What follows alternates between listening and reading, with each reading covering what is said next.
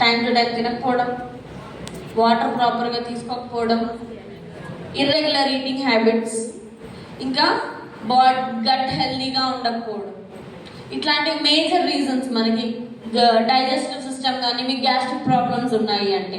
So మనకి ఇన్ని problems మనకు వస్తున్నాయి అంటే మీ బాడీ మీకు సిగ్నల్ ఇస్తుంది, మీ గట్ హెల్దీగా లేదు, దానికి ఇంకా వాటర్ కావాలి, మీరు దాన్ని మెయింటైన్ చేయట్లేదు, మినరల్స్ తక్కువగా ఉన్నాయి మీ బాడీలో, మీ బాడీ ఆల్కలైన్గా లేదు.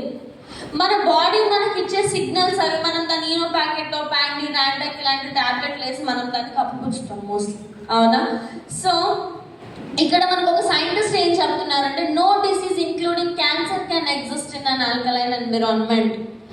మన బాడీ ఎప్పుడైతే ఆల్కలైన్ ఎన్విరాన్మెంట్లో ఉంటుందో అక్కడ మనకి క్యాన్సర్ కూడా పుట్టే ఛాన్స్ అనేది ఉండదు.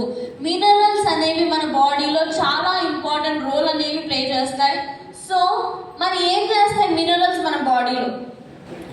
మీరు ఫర్ ఎగ్జాంపుల్ మీకు మోషన్స్ అయ్యాయి, మీకు కడుపు చెడిపోయింది అనుకున్నాం, ఏం తింటారు మోస్ట్లీ మీరు?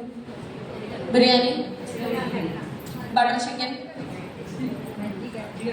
మజ్జిగ, పెరుగు.